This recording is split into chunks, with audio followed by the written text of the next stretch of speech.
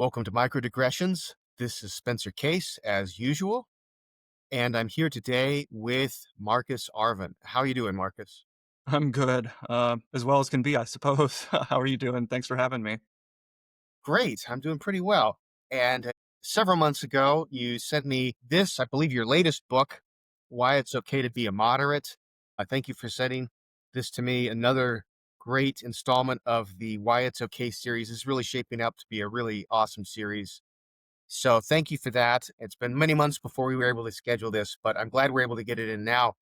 So I guess I'll begin with this, which is when I first hear the title, Why It's Okay to Be a Moderate, it's like, well, yeah, I mean, sure. That's like saying why it's okay to eat toast or something. Like, don't we all agree it's okay to be a moderate? Well, I mean, it seems pretty clear from, political discourse that there are a great many people, particularly loud voices on both sides of the political spectrum, who manifestly believe that it's not okay to be a moderate, that you have to be a hardcore conservative or a hardcore progressive. Moderates are, as I, detail in the book, are often spoken about very derisively, the sort of bowing to the status quo. If you're on the progressive side, right, upholding, the unjust forms of oppression, and on the political right, too willing to compromise, right, and not willing to stick to conservative principles. But nevertheless, as I do also mention in the book, moderates are a leading political demographic. And of course, there are difficulties about how to understand the category. But there are a lot of people out there that I think have been underrepresented in, particularly discussion in the social sphere, right, the marketplace. For those people, moderates to say, hey, it is okay to be someone like me, contrary to the reasons that both sides give for thinking that it's not. Yeah. So I think I see some truth to that on like the conservative side in the US. In particular, nomination of Donald Trump in 2016 was largely a reaction against Mitt Romney, Hmm. who was perceived as being too nice, Hmm. too much of a squish, Yep. and too elitist too. I mean, Hmm. that's another part of it. Right. Uh, a large part is it's true though. Like a lot of people have a kind of animus against the people on their sides that are not sufficiently in line with what they want and with their actual opponents, right? Like they seem to be more pissed off at the people who agree with them 70% of the time than the people who agree with them 10% of the time. Yeah, right. There sort of is this commitment to ideological purity that you see, I think, oftentimes on both sides of the political spectrum, right? You have to be 100% on board with these set of principles, and any deviation from them is completely unacceptable. Right. So I guess how would you distinguish between being a moderate and being a centrist? Because you use those terms somewhat differently. I normally think of those as like synonyms, but you don't think of them that way. Yeah, right. So that's what I argue is a common misconception, right? That like when moderates are, slagged, it's usually with the implication that they have to be a centrist, right? And so what I try to do through a variety of historical examples, right? And then through by, considering some statistical studies of where people fall across the political spectrum, that a much larger variety of people plausibly qualify as moderates, right? And so, in order to figure out who's a moderate, I argue in the book, we have to engage in some kind of reasoned use of evidence to determine, okay, well, what does distinguish someone who's a moderate from someone who's a radical, right? And so I lay out four traits that I argue that if we look historically and if we look at some data, we see that people who we agree are moderates tend to possess these to a much higher degree than people who are radicals. But then I say, look, right, it's possible to combine these four qualities, which are, commitment to pragmatism, pluralism, compromise, and gradual change, with having some fairly radical ideals, right? And so this is why we often talk about people being a moderate progressive or a moderate conservative. And then I talk about historically how whether someone is a moderate really depends on the social context in which they are, and a context of comparison. Like, during the French Revolution, the Girondins were considered a moderate revolutionary party. But if you were to compare the Girondins to, the ancient regime, right, the French regime that existed prior to the revolution, the Girondins would have been, been considered radical revolutionaries. And so I argue someone can be radical in some respects, but simultaneously be moderate in other respects. Conservatives and progressives should think it's okay to be a moderate on their side of the political spectrum that combines those qualities of moderates with ideals on their side of the spectrum. And so that makes room for genuine moderates who aren't centrists, right? Not in the dead center, but quite a distance, in fact, if you look at political typologies from the political center. So is it moderate just a comparative term? Like it's always like can someone be just a moderate simplicator, like just a straight moderate, or is it always a moderate compared to something else? It's a strictly comparative, or are both senses of the word sensible? Yeah, that's a great question. So let's think about it. I think it is possible to be a moderate simplicator in the sense that, right, like if one's guiding commitments simply are nothing more than pragmatism, value pluralism, compromise, and gradualism, right? And one doesn't sort of weigh those values against, say, more, say, radically conservative ideals or radically progressive ideals, then I guess you could call them a moderate simplicator. But the way that I work on it in the book is I do use it as a comparative term because I want to suggest that there, using like the philosophy of vagueness, that we shouldn't think that there is a precise dividing line, in part because of the issue of context of comparison between who really is a moderate and who isn't. So I guess would it be fair to say maybe what you're doing is saying progressives, you should be okay with moderates on your side. Conservatives, I might not be on your team, but from your own point of view, you should also be more amenable to Yes, moderates on your own side. So yes, wherever you're coming from is yes, a route to seeing moderates as something we should have more of, or at yeah. least should not shun. Yeah, and I often put it in the book in terms of people that you consider to be too moderate on your side. Those are the people you should be okay with. You mention this is an interesting thing. You mention toward the end of the book that there's some evidence that the four qualities that you say are core features of being a moderate actually have some salutary effects on the political system and helping democracy and preventing it from running off the rails. Could you say a bit more about that?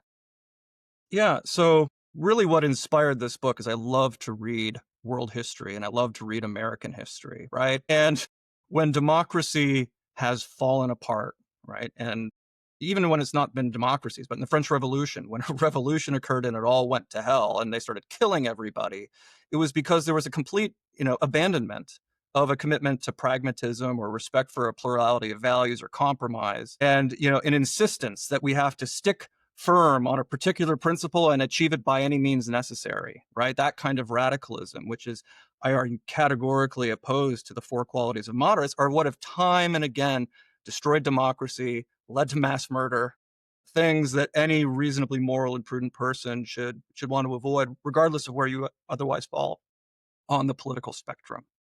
Right? These are qualities that encourage decent treatment of one another and uphold norms of civility and democracy so that we can achieve or progress toward either progressive or conservative ideals, whichever you favor, in a way that doesn't involve atrocities and destroying democracy in favor of something far worse. So the unlikely hero, I guess one of them is British Prime Minister Clement Attlee, a name that's on everyone's lips these days. Okay, no, not really. So, can I say a little something about that? Sure.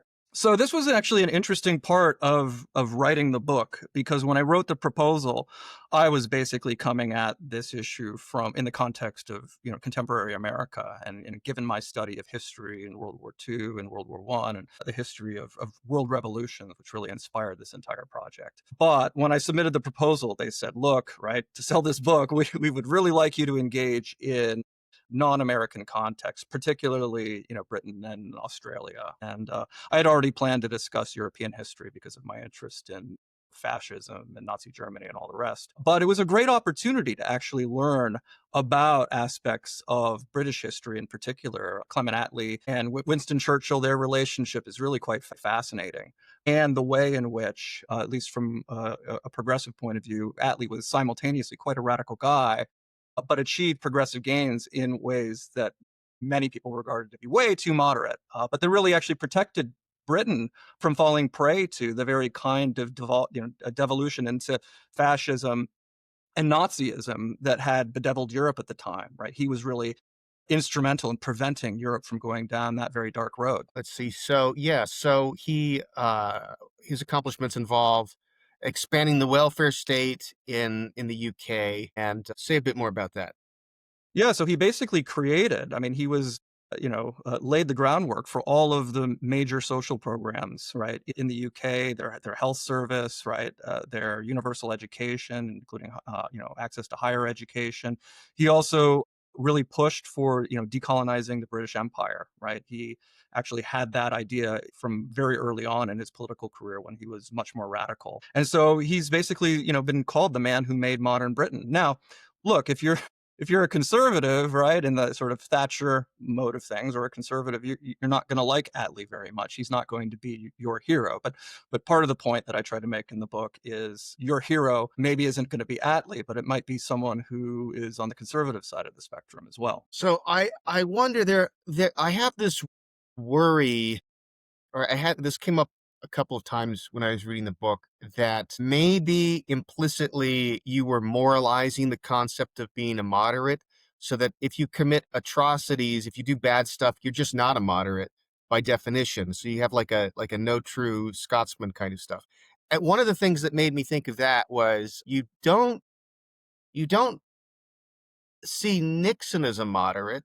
And you mentioned some of the bad things about Nixon, like the Watergate scandal, and I think the bombing of Cambodia, I think you mentioned.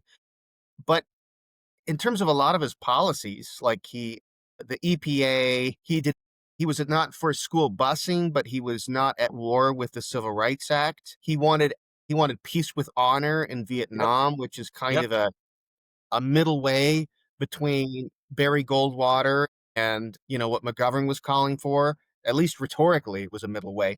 So he looks like a moderate in a lot of ways, Yes. but you don't seem to want to accept him as a moderate because he did some bad stuff, which makes me think you're moralizing the concept implicitly, like to be a moderate is to be good by definition or something. You see what I mean? I do understand that. I think that's a nice worry to have. I think a lot of these figures, right, in American history, right? I mean, this is a point that I make very early on in the book, is that most people wouldn't consider Reagan a moderate either. And yet, right, in a recent history of American presidents, it was argued that Reagan in many respects was a moderate. I mean, conservatives objected vehemently when he nominated Sandra Day O'Connor to the Supreme Court, and they basically expected him to dismantle the federal government in kind of the ways that that Donald Trump has attempted to do with his what's it called again, the Doge. Doge, right?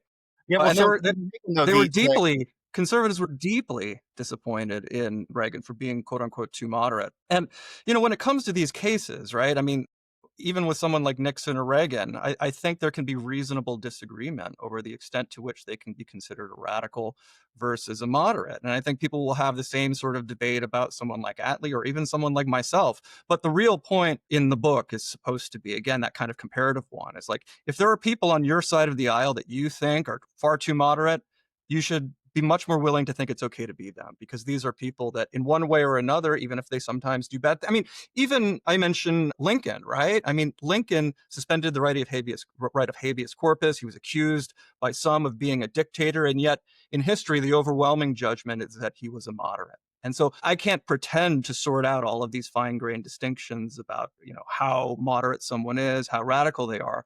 But the real thrust or thesis of the book is I hope, or I think, not impacted by that, right? Because it really is to encourage people who are on the radical ends of the spectrum, who are sort of categorically opposed to moderation, to pragmatism, to bending on principle, to embracing a diverse plurality of values and compromising for gradual change, that they should be more accepting of those types of traits wherever we find them. I was just going to say, yeah, some of the departments that Reagan wanted to dismantle were fairly recently established. So it seems more radical now than it would have then. Right, right. But no matter. So yeah, I've been thinking about moderates and about people who are radicals, and it does really seem like a lot of the people who are you would say are not moderate, or I would think of as not being moderate, they have a kind of a priori approach to politics. They have these principles, and they're not willing to yield with them. So a lot of like intellectuals in politics, I think they have this danger, this tendency of approaching politics in a way that leads them away from moderation. So Woodrow Wilson is one example. Mhm. Um, you know, um, I think is the only professor who was a president, Mhm. and he was very sort of unwilling to compromise on the League of Nations, and he went on this huge speaking tour around the country to to try to change, try to put pressure on the Senate and all of this, which was all very unusual back then. He was sort of thinking it in terms of principles, in terms of ideals, and on the right, Barry Goldwater was kind of this way. Um, I think. I also think probably Hoover is a good example as well. Was he? Yeah. Hoover is interesting because he's one of these people who had a very successful career, but was not considered to be a successful president. Like John Quincy Adams is another one Mhm. like Mhm. that. Yeah. So he was like a NGO guy, and he helped Europe and Russia avoid famine after World War One and during the Russian Revolution, and then later after World War Two. And this would have been a hugely successful career, but he wasn't a very good president. It's Mhm. kind of funny that Yeah. way. Yeah, I think in some ways he was the wrong guy at the wrong time. Yeah, a lot of people think that he could have been better at a different time. Oh, because he, dealt with, the depression, right? Yeah, In a way that displayed absolutely no kind of pragmatism or prudence, right? He just stood on his particular economic principles, which were a disaster in that context. most politicians though are not idea people, Mhm. and I don't mean that to be insulting, Mhm. but they're people who are good with relationships, people who are good with with connections. So I was once in a room with Lindsey Graham in Boulder. There's actually a video of him getting interviewed by Dana Bash, and you can see the top of my hair at the bottom of the camera. That's my. But I was and I got to see him interact with people in this bar in Boulder 10 years Mhm. ago, and he was just sort of magnetic. He was charming. He was very happy to pour out everybody's beer and hand it to them, like Mhm. Um, Mhm. And I just think he doesn't really care about ideas so much. What ideas he cares about are very, very thin and probably pretty flexible. Mhm. He cares about like forming a coalition, getting a bunch of people to like me. And I think that's the mindset of politicians in general. But then you get people who are like intellectuals, and they stand on principle, and those Mhm. people are often not moderates.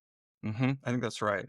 Right. When you look at public voices on both sides of the political spectrum, they're often very vehement about standing on particular principles, whether it's, conservative podcast, talk radio, or the converse on the left.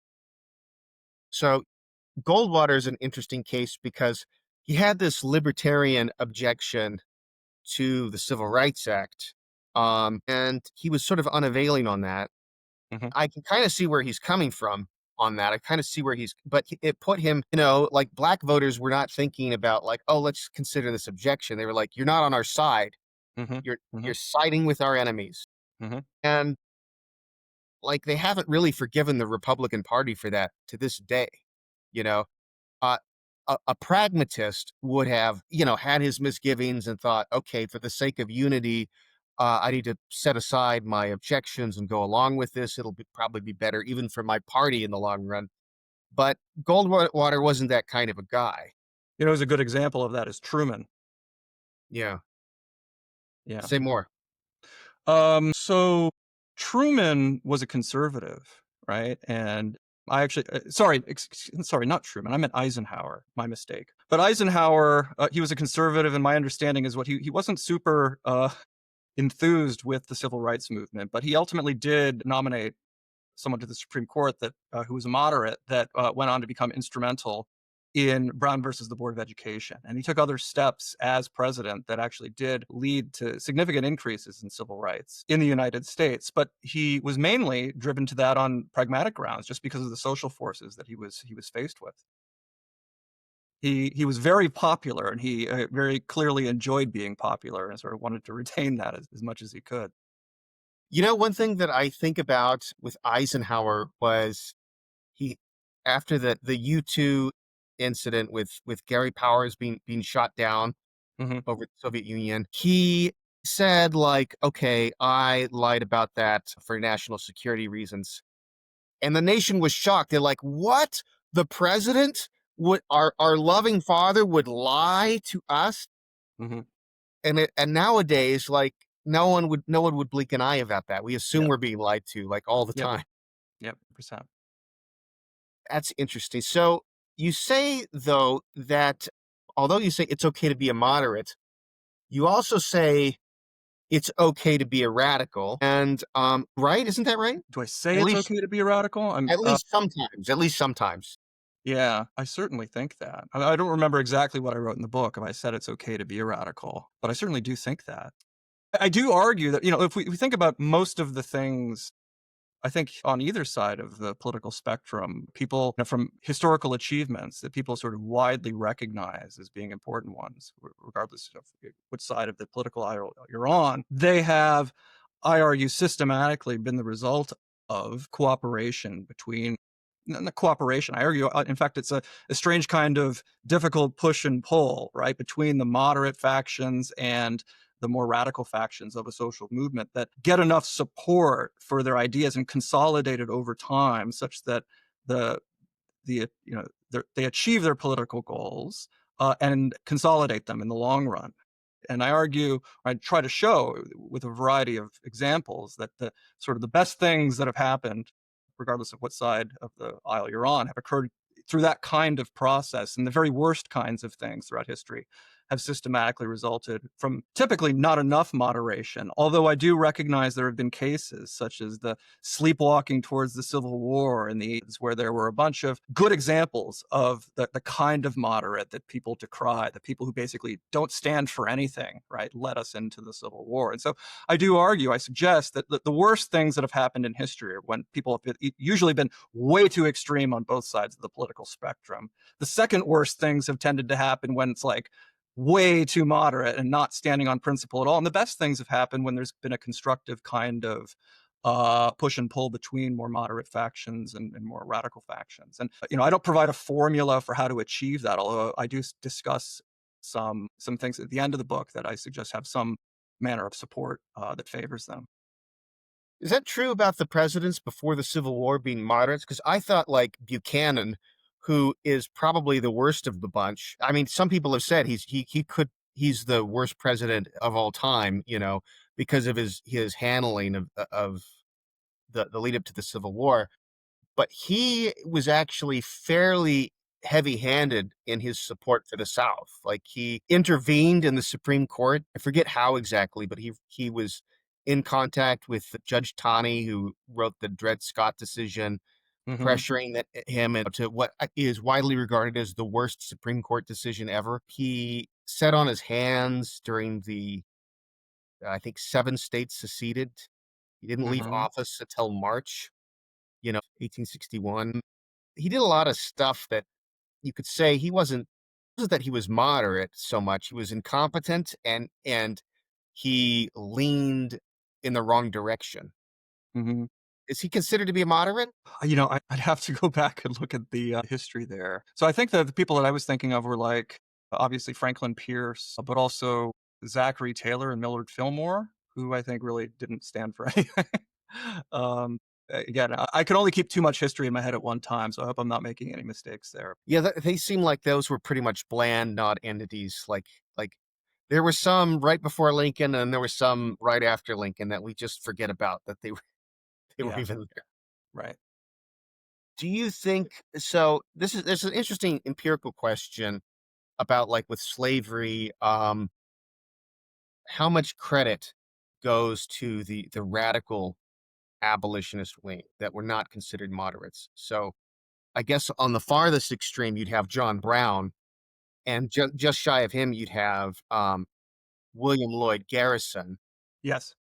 And I tend to be somewhat on Garrison than I think you are. On the one hand, Could you say I'd like to hear a little bit more about that because I'll say some things about Garrison. yeah, so you got to give him credit where credit's due for being right on maybe the most important issue of the day, probably the most important issue of the day. But there were certain things about him that were very unhelpful to the cause. So he did not seem to be somebody very interested in making alliances and be very practical minded. He bundled together slavery with a bunch of other controversial causes, such as women's suffrage and temperance. So to be on his side, you had to be anti-alcohol, um, which eventually led to prohibition, which I don't think we think is a good thing. And then the tone in which he would address people was so moralistic and high-handed, like he's an Old Testament prophet or something. Mhm, mhm, That it was very off-putting to people. And he missed opportunities to show empathy for people who were conceivably persuadable. So for an example of this, I think this is really important. The Nat Turner Rebellion, I think that was like 1830, 1832, something like that. This really horrible episode. It was a slave rebellion. A bunch of people got killed, and then there was a crackdown, and this paranoid crackdown from the Southern whites who then killed a bunch of black people as a reprisal. The whole thing was just awful. And he didn't seem to have any empathy for the whites who were killed in that episode. When he could have said something like this, like, I'm sorry that like some school children were slaughtered. That was a horrible thing. This is terrible. I'm against violence. What we need to do is abolish the system that is bad for you mhm, because it puts you in at a constant threat of these kinds of slave rebellions. The only way to end slave rebellions is to end slavery. If he said something like that, mhm. he might have reached people who were not accessible through his just thundering about what wicked people you are. So I think he might be a tad overrated. Maybe it's easy for me to say, right? Like I didn't have to deal with such a harsh issue, but I think there were some missed opportunities there. So, that's what I think Lincoln was for, right? Yeah. So there's one point I discussed in the book when Lincoln was running for president, right? He had a few people that he was running against for the Republican nomination. And like one was like pro-slavery and one was like a radical abolitionist in the William Lloyd Garrison mode. And I basically say like, look, I mean, all indications or our best indications are that like if either of those candidates would have been nominated, we would have gotten something worse than we got with Lincoln. And so what I know about Garrison is that his work was widely read among intellectuals and political representatives at the time, particularly in the North, and really I think did move a lot of people, particularly in positions of influence to support abolition, right? And to move the cause of the Civil War more in the direction of like, this is a moral imperative to, to not just retain and preserve the Union, but to outlaw this horrible injustice, right? And so in that way, I think that it very much did influence people like Lincoln and those that were able to find a way to hold on to multiple things at once, to pursue abolition in a way that, in the context of the divisions between the North and South, and the divisions in the North that were prudent, right? Lincoln waited for precisely the right time, right? He had to get slave owning border states on board in order to successfully conduct the war, right? A more abolitionist president would have alienated those states, which could have easily, sent the Civil War wind to the South. And so 100%, right? I mean, this is part of what I'm trying to advocate in the book is that, oftentimes, radical voices can do some good, but if it were just them, right, you probably wouldn't get the wonderful forms of progress that we have seen when moderates have time and again moderated the message that they're sending to get a broader coalition of people to support the ideals that the radicals are sort of pushing for. And I thought Lincoln's evolution on the pragmatics of what to do about slavery had more to do with his relationship with Frederick Douglass, who had left the Yes. Garrisonian camp and had become somewhat more moderate himself. So I don't know. It's a hard question. It's a hard question because I guess it requires this kind of counterfactual, right? Like would progress on slavery been more rapid if you would take Garrison out of the picture and replace him with someone who is just more pragmatic and more of a coalition builder from the beginning? Or is it, as you say, that you just need both of these kinds of people cooperating, even if they don't think of themselves as cooperating, but Yeah. functionally cooperating to produce this outcome? Yeah. I'm curious what you made of the section of the book where I talk about the Overton window, right? Because there is this idea that there's some research for this view that like when radicals present something that like strikes people as absolutely bonkers, right? The moderates can come along and paint something that's still fairly radical but less radical, more moderate as like, hey, right? If you're afraid of that really radical idea over here, we can coalesce on this little bit less radical idea that pushes things forward. Yeah, I haven't read this research, but I remember reading that part of your book and I'm like, yeah, maybe that's true. Maybe that's true, but it just feels like I can think of other examples.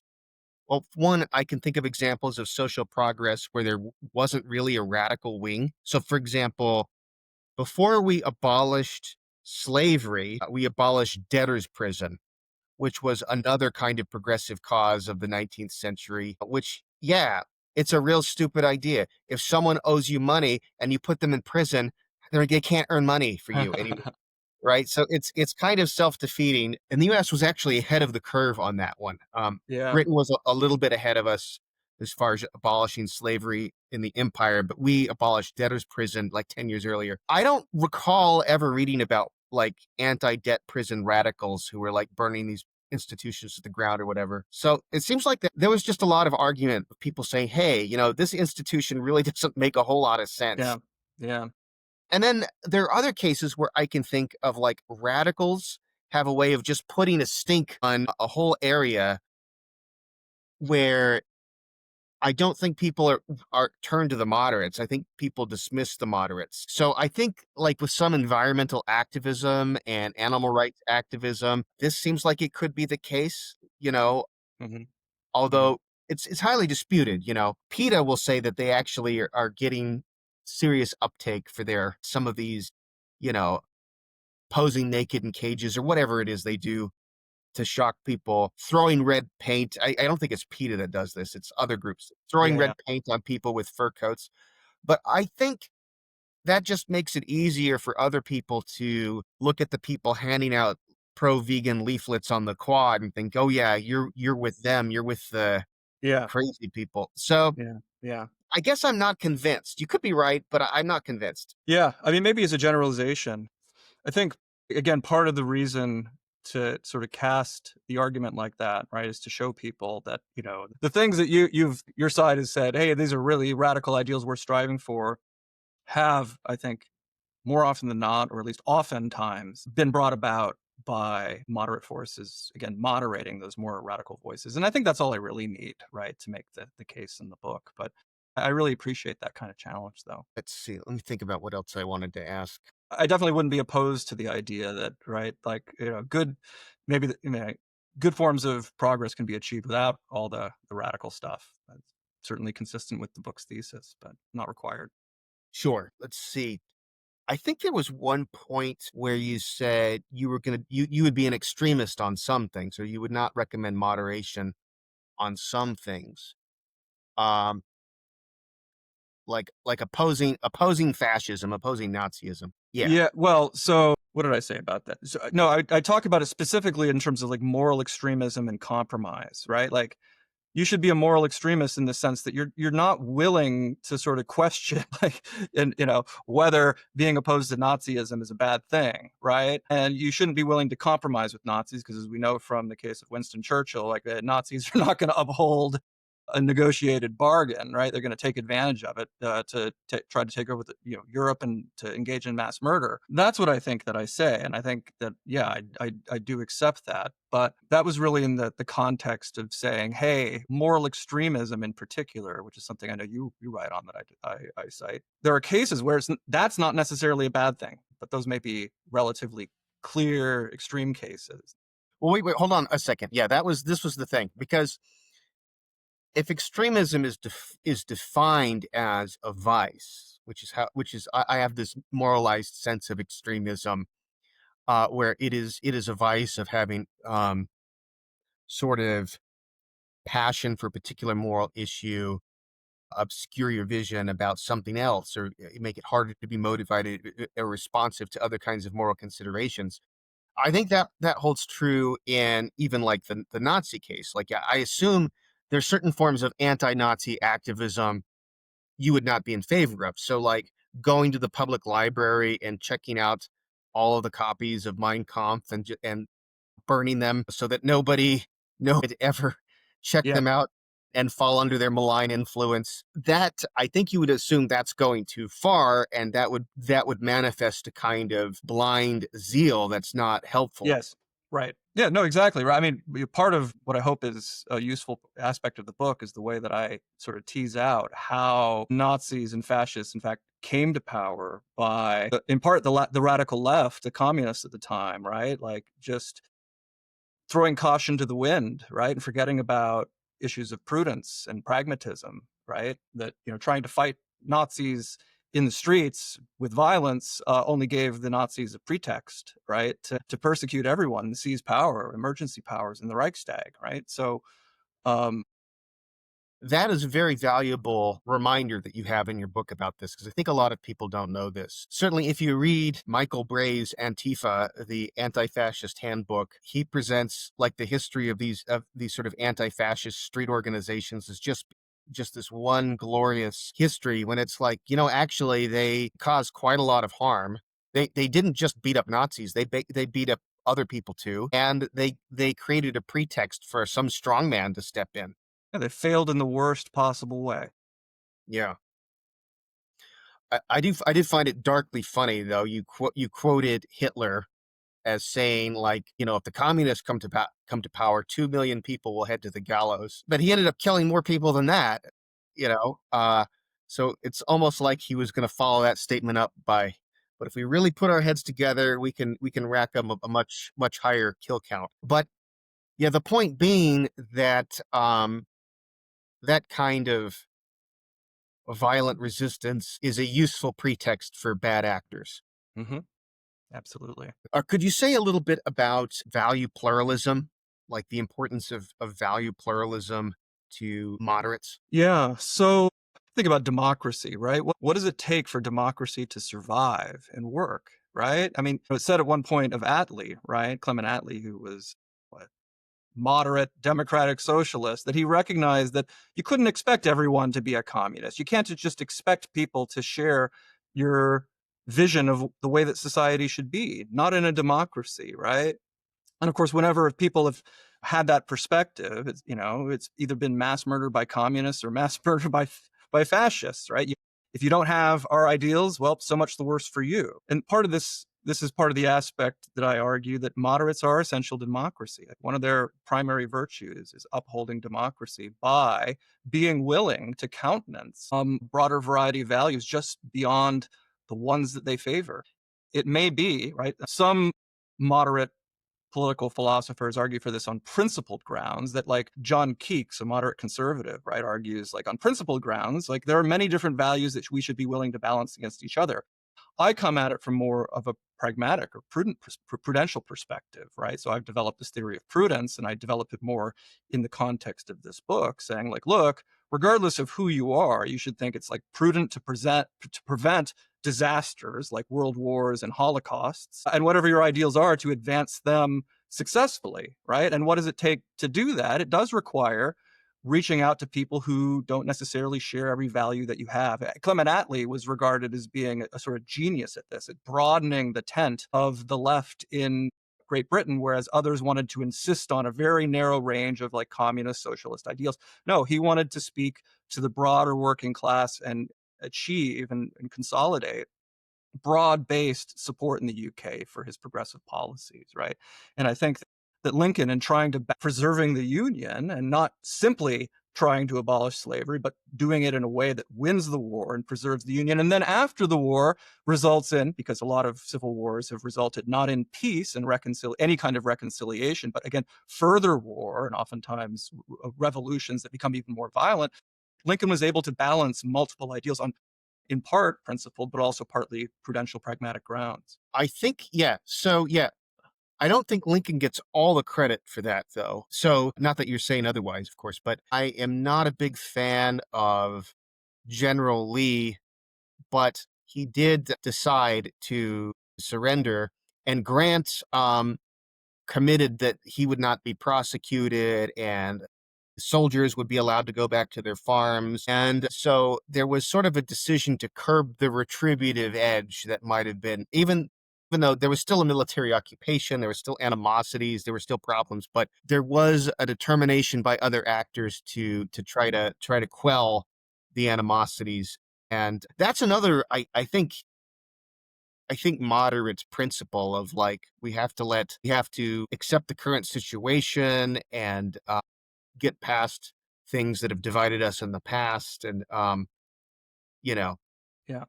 not that So, the post Civil War era was any way ideal, but it could have been much worse. Is all I'm saying. yeah. So, one of the main virtues I argue that moderates have when they display those qualities well is a kind of ability to achieve or at least promote what I call civic friendship, or what is known as civic friendship, right? Where people become more inclined to be willing to work together rather than merely see each other as enemies, right? You can't have a viable democracy where you regard citizens in general regard each other as mortal enemies. That's not true of just democracy, too. I mean, any Right. kind of country, right? Yeah. Yeah. This is something. As I conclude my own contribution to this series, the why it's okay to be a patriotic, I've been thinking a lot about polarization and the lack of a sense of a unified national identity. And that is really frightening me. That's really an issue that has been more and more over the years keeping me up at night. Like literally, I'm very worried about it. The sense that it's like every election is an election to save democracy. It's not something that's happening within democracy. It's not like we're rivals within this shared sort of container of an identity, but it's like the other side's being in power is like being occupied by a foreign force or something like that. Hmm. Hmm. And I think the thing that scares me the most is that this is the sort of thing that can be a spiral. It can sort of Yes. amplify. And I just don't see how we get off of that spiral, how we get off of that cycle of escalation. Yeah. So I mentioned something about this in the book. It's called morality shifting, right? Where once you see your opponent as essentially evil, right, that you can do anything it takes to stop them, right? And so if you have nothing in common with them and you see them as a threat to your society, this is what leads down the extremist path where the ends justify the means, whether it's, right, like again, political violence, like we're increasingly seeing in our society and in the West. Yeah, I really started to see this big time on the right with this article. I think you mentioned it, this Flight 93 election article, Michael Anton's article. Do you remember this? Refresh my memory, because Well, this is one where he says that, if we lose to Hillary, our country will be lost forever. We're like the passengers on United 93 that have to like revolt and yeah. take over, and, I had a friend who really thought that was an insightful article. And I just thought, if that's true, sure, it justifies voting for Trump, but it also justifies killing Hillary Clinton. Even if that wasn't the author's intention, it follows from the logic of what he's saying that like our entire the country is about to be destroyed. Why respect the democratic process at all? And there was similar rhetoric that I thought from the other side that I thought was also pernicious. Like, I remember in 2020 hearing the slogan, vote like your life depends on it, because it does. You're literally gonna die if the wrong person gets elected. And then with all the election denial stuff on the right, I thought that there was a real shot in the arm to that, given by the thought that the others we distrust each other so much that, yeah, like, why, if you really thought vote like your life depends on it, because it does, why wouldn't you cheat to win, right? Sure. Right. This is something that this kept coming up on the right, and it is I reject the election denial stuff about 2020, Hmm. but I do think that, yeah, there were a number of things that corroded public trust, and one of that made it much more easier to indulge in this wishful thinking. And part of it is just that each side is talking like it would cheat if it could get away with it. Yep. Yeah. And I mean, what I tease out in one of the main chapters of the book is that like this is right the result of the radicalization, the immoderation of an entire society, right? Because this entire series of traits, right, ranging from, moral extremism through polarization, through Manichaean good versus evil, our side's good, the other side is evil, leads to, again, support for authoritarian causes and ends justify the means thinking. I mean, this is demonstrable that that series of behaviors or that category of behaviors is a result of a lack or absence of moderation in society. Can more moderation get us back? Is there an off ramp here that you're offering us, that moderation can help us recover some of what we've lost? What do you think? So I'll I don't know. I don't know. I hope so. I think it's worth a shot, right? I think it's worth a shot. We might as well try it, because I think our current path is not going to self correct. I'm glad you said that, right? Because my thoughts are the road we're going down has been tried again and again and again, which is to increase polarization and undermine democracy. And it's never led anywhere good, right? What we haven't tried is the converse. Now, it's not clear to me, right, that how realistic or feasible it is, right? I wrote this book trying to convince people to give this a shot, right? And I hope to reach every reader that I can, because studying history, this has happened over and over and over again. The middle of a society hollows out, people polarize it into extremes, and you get revolutions, civil wars that usually don't end well. It involve mass murder and police and authoritarian police states, right? Which I think morally sensible person should want, right, on either side of the political spectrum. And as I say, I can't make an argument to Nazis not to be a Nazi. So I'm trying to convince, right, morally decent people that this is an alternative worth trying. But I will say it's not clear to me how many people the book is going to reach, or whether, given how far down this path our society has come, that it can be rescued through moderation. I hope it can be. But as you noted, right, who knows? But it's worth trying, because we've tried the opposite humanity's tried the opposite many times, and the opposite has led to very bad, very dark places. Post Civil War, of course, there were some very terrible things happening to Black people in the South, but you can also look at certain leaders decided, okay, the Civil War itself needs to be over. Yeah. Maybe that is an example, um, of, we decided not to keep this thing going. Are there any other examples you can think of where moderation sort of brought people together? Maybe South Africa, at least for a while, At under least for a Nelson Mandela. while. Yeah. Yeah. So I can think of some cases. Well, actually, here's several cases. So first of all, there was Washington, right?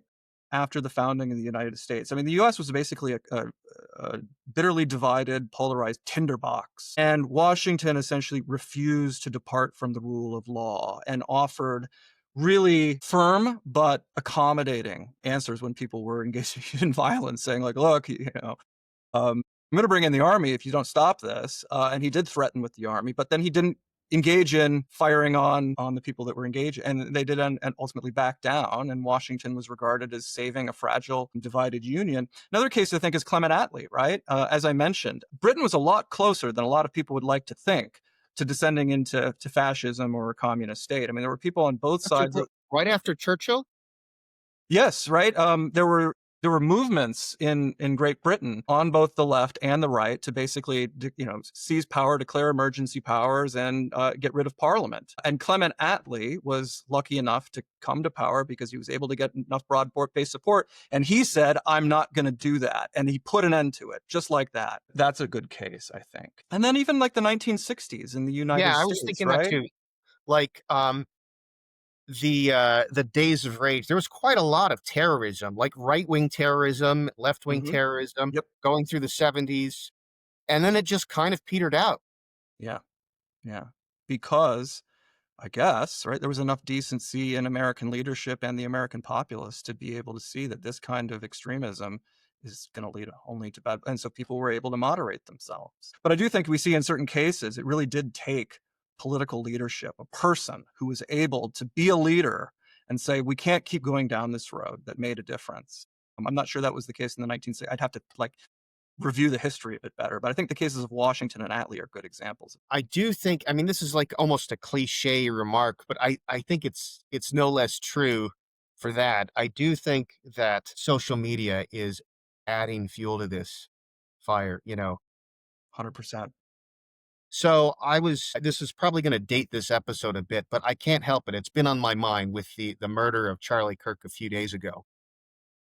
I was telling my colleague, Rishi Joshi, that like, I bet when Kennedy was assassinated, there were probably some Republicans who had some very unkind words to say about that. But if you weren't in earshot of it, you didn't hear it, you know? Yeah. Whereas now you're hearing all of these very toxic remarks coming out of people, and they're frozen in digital amber, and you can look Hmm. them up and you can sort of remind yourself how pissed off you are at these people. Hmm. And of course, you can also be selective in what you look at. You can overlook the fact that the governor Spencer Cox had a very sensible, moderate response of like, let's blame the killer, let's not blame whole groups, because Trump isn't sounding like that. And you can overlook the fact that most Democratic politicians have had good statements to this. Bernie Sanders, who I don't think I've ever agreed with before, his statement was absolutely ideal. It was just perfect. But it's easy to overlook that and focus on what the worst of people's thoughts in front of your mind all the time Yep. cannot, how could that do anything but amplify animosity, you know? I agree. I think social media is a huge problem. I don't know what to do about it other than get rid of it, but that's not going to happen. Do you see any leaders who you think could potentially get us onto a better path? Yeah, what's his name in Texas? Jim, Texas representative. I do like him. James Tallarico. He's a Democrat, but he's also, I'm trying to remember I think let's see. Yeah, he's a Presbyterian seminarian, right? State representative. He seems to me to have, a kind of gravitas and decency that I think is much needed, regardless of whether you support Democrats or not. But I've been very impressed by what I've seen from him. I don't know if you've seen him or if you feel similarly different, but No, I don't know who this person is. I don't know who this person is. yeah. Let's see. There are a few other things that you looked into as possible de-escalation strategies. Or there's one that you mentioned here. It's called maybe I'd like you to talk about it's hold on, let me see. What is it? Not centripetalism, but what's the one where you have Yeah, consociationism. It's really hard to pronounce. I always get okay, so yeah, tongue-tied. you can see how that didn't just roll off my tongue. Yeah. Say a little bit about that and the promises for that. Yeah, so I believe I don't want to get it right. It's either Switzerland or Sweden, but they have, I believe it's like 7 executives, right? So like 7 presidents, as it were, but none of them is the president, right? They're all equally, members of the executive branch, right? Well, this is like going even further than the Romans. Yeah, yeah. And apparently, from what I understand empirically, it does tend to reduce extremism and promote moderation because it does require not only like in, multi-party parliamentary systems where you have to build coalitions in a parliament. We've seen in history how that can be overtaken by sort of a mass delusion like it happened in Nazi Germany, right? But it provides, right, I think a very nice check on what has traditionally been, I think, the biggest threat to democracy is when you have polarization in the extremes, and then you get a single person, right, that becomes a cult of personality that can motivate people on one side to then hunt down the other. Becomes much more difficult to do that if there isn't a single executive who can be that and wield that kind of power as a cult of personality. So I do think that's now there are some caveats there, right? So this has been found to promote moderation and reduce polarization, except when there are, as I understand it, deep, I'm trying to remember correctly, but like racial and socioeconomic divisions, right? In that case, and I don't really fully understand the reasons why, but that it can result in actually greater polarization and division. But that is one thing that at least there's some evidence can Could that be moderate. because there's not one executive representing the whole group? I You've think got so. that could Yeah, be right. that seems like the most plausible answer, whereas now the executives are just fighting amongst themselves, and there can be sort of no productive democratic process at that point, because they're all unwilling to compromise with each other, right? Yeah, and And lead. there was the other one that you said it actually had more evidence and it was favor. It's another word that is not rolling off my tongue. It was That's centripetalism. centralism.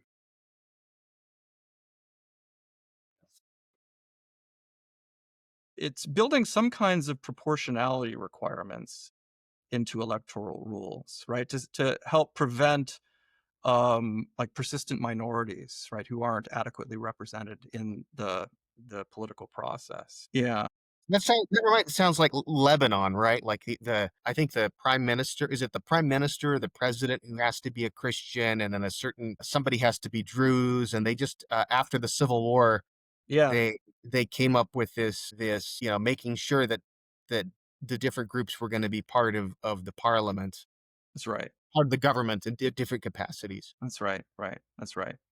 Yeah, and I don't know all the details on how this is supposed to work, but the understanding that I've researched is that there is evidence that doing this well, however that is done, can promote moderation effectively and reduce polarization and extremism. So I want to learn a lot more about it. I mean, I'm not familiar with the empirical research, but I don't super like the idea of reserving different Yeah. elected positions for different groups. Partly, I mean, even some of the this comes up in discussions of like gerrymandering and stuff. Like on the left, there are a lot of people who consider it a bad thing to carve up the districts in a way that minimizes black majority districts. Because that will result in less black representation, presumably. But there's a counter argument to this, which I think is forceful, which is to say, I don't know that we want to encourage the idea that you can only be truly represented by someone of your own group. Yeah. Yeah. There might be something good about if you're in a mixed district, have to get a certain number of blacks and a certain number of whites on board, and that might have a moderating effect too. Yeah. So look, I mean, even if centripetalism can promote moderation and reduce sort of extremism, I mean, there might be other countervailing considerations to not do it. But I did want to mention the third main thing, right, Okay. that is mentioned in the book, that one of the strongest predictors of radicalism, polarization, and extremism is the simple fact of socioeconomic inequality, right? And I do say, I mean, this is one of the reasons why I identify as a moderate progressive as opposed to a moderate conservative, right? Because the data is that conservatives are more accepting on average of socioeconomic inequality, whereas progressives are historically more concerned with reducing socioeconomic inequality. And I point out there's a variety of research that indicates that socioeconomic inequality is one of the biggest predictors of all of the different vices of radicalism that have undermined and are continuing to undermine democracy. And so I think that there is a particularly strong case to be made here, and I think it also bears witness to the history of the US and the robber barons in the 19th century, but that something has to be done about socioeconomic inequality. But obviously, if you're a conservative or free marketeer, which I'm not entirely opposed to, that you might think, when we look at, oh, I also mentioned when we look at, the societies on Earth that are the most stable and flourishing and have the least measurable levels of corruption, they tend to be those that have greater socioeconomic inequality as well. Although there are issues of polarization in many of those societies as well as a result of mass migration, and things get really complex on that as well. I guess where you would expect me to be on this. I don't understand really the concern about economic inequality. I'm concerned about poverty. I'm concerned about that. But I keep encountering students who think that things are bad because they're billionaires, things are bad because someone else, because of Jeff Bezos's new yacht or something. And I think that's not a great way to spend your billions, but I'm just not seeing why this is what we should worry about. But I wonder though, maybe it's not just the mere possession a lot of money, but maybe things like the rich play by different rules than the rest of us. Like, I I think, think it's yeah, very hard to disentangle that yeah, stuff, right? This is the yeah. issue that I have with like libertarianism, right? Hmm. Like, you know, so libertarians like you should have complete economic freedom, and then the people that have all the money shouldn't take over government and run a crony capitalist state. And it's like, sorry, that's what happens. It is that the Well, people with I all mean, the money. is that right? I mean, was it Tim Stein who, with his billions, how did that go? There's so many examples of money not mattering. It's not like it doesn't matter at all, but it doesn't have this. It's not like political influence is just something that you can throw your money at and get it. I think it's a much more difficult relationship than that. But I do think, like, I wonder if some of this instability and stuff would be different if the rich comported themselves differently. Um, so, um, I remember this was at the end of Sebastian Junger's book, Loyalty. I'm trying. No, was it Loyalty? No, Tribe from a few years ago. He recounts this story from some guy from an obituary of some guy, I think is the 90s or the early 2000s, who was like a big businessman and a Republican donor his whole life. And someone found out through his secretary that when his company was in hard times, he just decided not to take a salary and didn't even tell anyone about it. Like the secretary found out later. And I think gestures like that, like, go a long way to making people feel better. Like, I think, Here's my worry, right? yeah. And based on my read of human moral psychology, you can't expect that. You can't expect that to be the norm. I think there's a great deal of evidence for the idea that you can't expect people with power to do that on average, or with money to do that on average.